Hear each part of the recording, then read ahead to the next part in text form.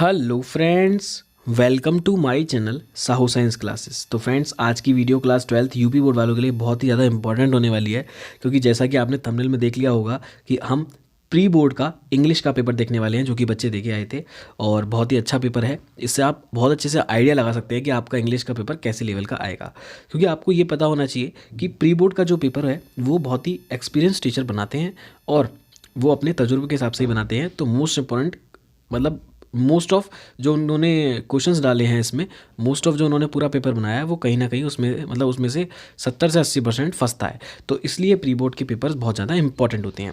तो इन क्वेश्चंस को जरूर करिएगा बैठ के, ठीक है। एक नोट कर लीजिएगा, मैं जो करा रहा हूँ, जो बता रहा हूँ उनको अच्छे से नोट कर लीजिएगा। और बाकी चैनल पर नहीं है तो चैनल को सब्सक्राइब कीजिएगा और बेल आइकन को प्रेस कीजिएगा ताकि नोटिफिकेशन मिल सके। और एक और चीज़ कि डिस्क्रिप्शन में आपके लिए बहुत कुछ है। डिस्क्रिप्शन में सारे फिजिक्स, केमिस्ट्री, मैथ्स, इंग्लिश और हिंदी की प्लेलिस्ट है। आप जाइए, इंग्लिश हिंदी भी बहुत अच्छे से करा रखी है और फिजिक्स केमिस्ट्री मैथ तो हमारी चली रही है, तो उसको जाइए और पढ़िए, ठीक है। आइए शुरू करते हैं हमारे आज की वीडियो को। तो देखिए, सबसे पहले प्री बोर्ड 2023-24 का है, एग्जामिनेशन है ना, पुराना नहीं है ये, अभी का है, 2023-24 का है, अभी हुआ है। और क्लास 12th का है, सब्जेक्ट इंग्लिश, ठीक है। टाइम 3 घंटे का है और ये कितना है, 100 मार्क्स का है, ठीक है। तो देखिए, सबसे पहला सेक्शन आपको पता ही है ना, कौन सा आता है, रीडिंग का सेक्शन आता है सबसे पहला। तो जब सेक्शन रीडिंग का आता है सबसे पहला, तो सबसे पहले आपको एक पैसेज मिलेगा। सबसे पहले आपको क्या मिलेगा, एक पैसेज मिलेगा।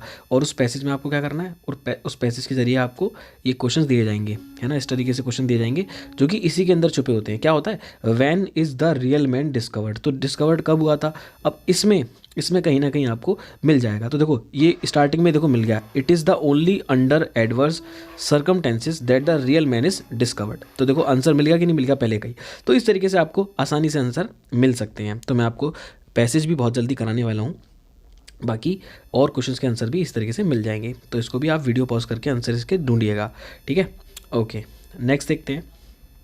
देखो, ये उसने बोल दिया है, what does the word obstacle mean in the passage. तो ऑब्स्टिकल का मतलब क्या है इस पैसेज में आपको बताना है। तो कमेंट करके मुझे जरूर बताइएगा कि ऑब्स्टिकल का एक्चुअली मतलब क्या होता है। उसके बाद देखिए, सेक्शन बी आया आपका राइटिंग, यानी कि पहला तो रीडिंग का था, यानी कि आपका क्षमता देखी जा रही थी रीडिंग की। अब आता है आपकी क्षमता देखी जाएगी राइटिंग की, आप कैसा लिख सकते हैं, कितना लिख सकते हैं, ठीक है, और किस तरीके से आप लिख सकते हैं। तो राइटिंग में सबसे पहले क्या आता है आपको पता ही है, सबसे पहले आर्टिकल आता है। तो जो आर्टिकल आए हैं ये बहुत ज़्यादा इंपॉर्टेंट है, अच्छी बात है, ये बहुत अच्छे अच्छे आर्टिकल दिए हैं। An education tour, ground water conservation और नरेंद्र मोदी, ठीक है। और नरेंद्र मोदी जी के ऊपर तो आई थिंक मोस्ट ऑफ सब लिख ही सकते हैं, लेकिन आपको तरीके से लिखना आना चाहिए बस।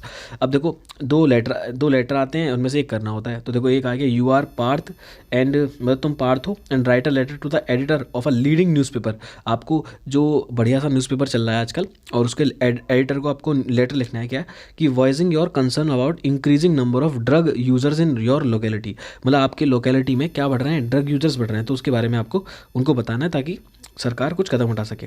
फिर है, write an application to the administrator, application भी आ सकती है, of the nagar nigam of your city to improve the problem of in sanitation prevailed in your locality, ठीक है। तो इन एप्लीकेशंस को भी जरूर करना है। नेक्स्ट है सेक्शन सी, यानी कि ग्रामर का सेक्शन आ गया, ठीक है। अब आपकी ग्रामर देखी जाएगी।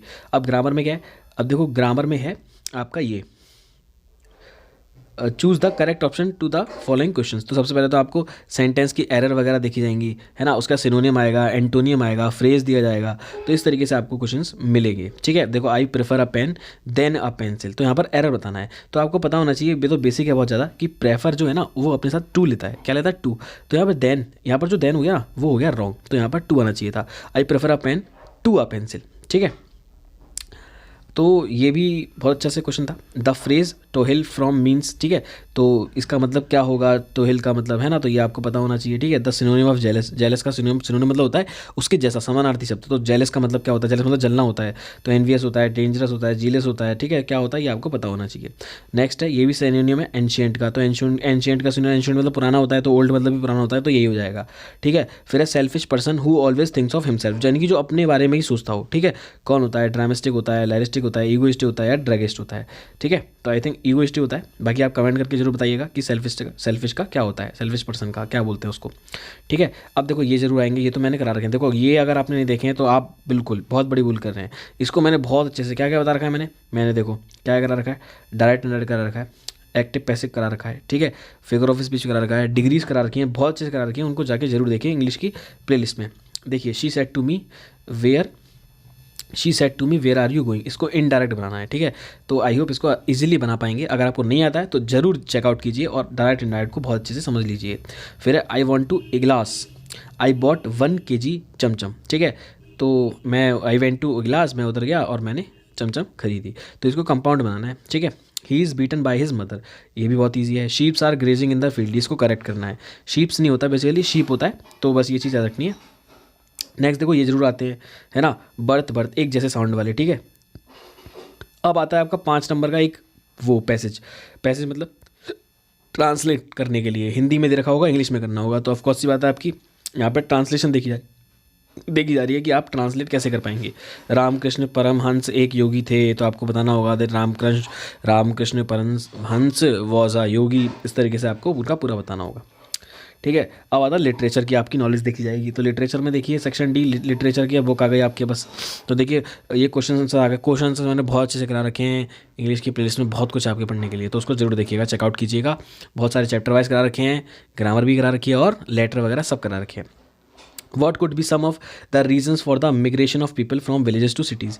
Why did Rajkumar Shukla want to meet Gandhi ji? तो ये सारे क्वेश्चन बहुत अच्छे से हो रखे हैं, ठीक है। पैडलर फाइनली चेंजेस वेज, ठीक है। उसके बाद में देखो ये लॉन्ग क्वेश्चन आ गया, 6 नंबर का है ये, है ना, क्वेश्चन 8 में ये 6 नंबर का है, थोड़ा दिख नहीं पा रहा है इसमें, पेपर थोड़ा सा फोल्ड था बच्चों का। और उसके बाद में देखिए read the following extract the answer question the follow, है ना। तो यानी कि इसके बाद ये पोएम वाला पैसेज आ गया और इसमें से आपको बताना है, ठीक है, इसमें से पढ़ के कि इसका आंसर क्या होगा, इसका आंसर क्या होगा, इस तरीके से। देखिए मोस्ट इंपॉर्टेंट पार्ट आ गया, जो कि मैंने ये तीनों बच्चों को पहले बताए थे और यही पेपर में आए थे, और यही तीनों मैंने अपने चैनल पर डाल रखे हैं। कीपिंग क्वाइट, मदर एट 66 और अ थिंग ऑफ ब्यूटी, तो ये बहुत अच्छे से करा रखे हैं, इनको जरूर देख लीजिएगा। फिर देखो क्वेश्चन 11 है, answer the following question in about 40 words each. तो what was the astrologer's prediction, ये सब मैंने करा रखा है। How does the M Hamel praise the French language, ये भी बहुत अच्छे से करा रखा है। Answer any one of the question in the words, तो 7 नंबर का है। तो ये देखो मैंने उन बच्चों को पहले ही बताया था और ये दोनों क्वेश्चन मैंने करा दिए थे। Who was doctor Sadao, how did he meet Hana and married to her, और what was the third level, where was it situated, ठीक है। तो ये सारे क्वेश्चन मैं पहले ही करा चुका हूँ, आप प्लेलिस्ट में जाकर चेकआउट कर सकते हैं, ठीक है, और पढ़ सकते हैं अच्छे से।